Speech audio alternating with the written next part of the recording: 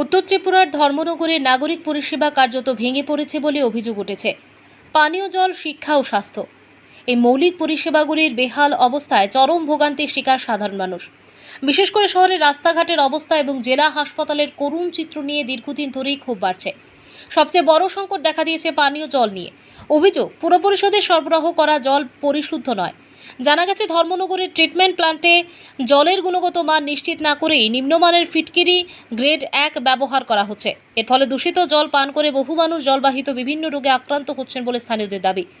অন্যদিকে সাকাইবাড়ি, শিববাড়ি, মান্ডবপাড়া ও jail road এলাকার বাসিন্দাদের অভিযোগ, দীর্ঘদিন ধরে ওইসব এলাকায় নিয়মিত পানীয় জল সরবরাহ হচ্ছে না। এতে ক্ষোভ আরও তীব্র হয়ে উঠেছে।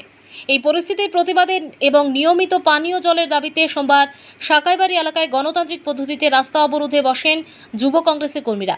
অবরোধস্থলে ব্লক কংগ্রেসের সভাপতি চয়ন ভট্টাচার্য বলেন, মানুষের মৌলিক অধিকার নিশ্চিত করতেই তাঁদের এই আন্দোলন। দীর্ঘ সময় অবরোধ চলায় রাস্তার দুপাশে ব্যাপক যানজটের সৃষ্টি হয়।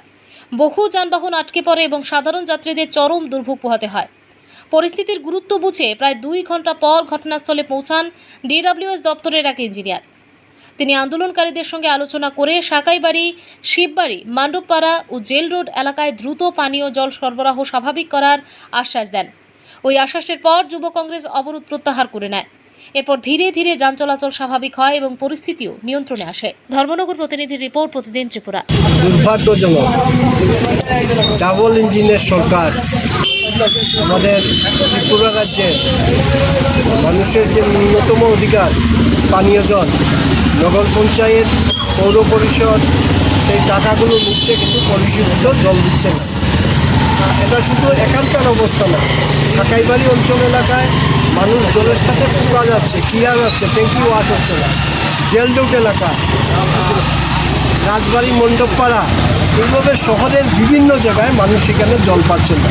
বাধ্য হয়ে আজকে একটা ধর্ণা এখানে হলো। যিনি বাস্তুকার এসেছিলেন, উনি আশ্বস্ত করেছেন, আমরা তার কথায় সাড়া দিয়ে আমরা আজকের এই প্রত্যাহার আন্দোলন কর্মসূচি এখানে আমরা প্রত্যাহার করলাম। আমরা বিশ্বাস যে যিনি বাস্তুকার কমিটমেন্ট আমাদের সামনে রেখেছেন, উনি বাস্তবায়িত করবেন। আমরা 15 দিন সময় উনি নিয়েছেন, আমরা বিশ্বাস 15 দিনের মধ্যে এই প্রবলেমগুলো সলভ হবে।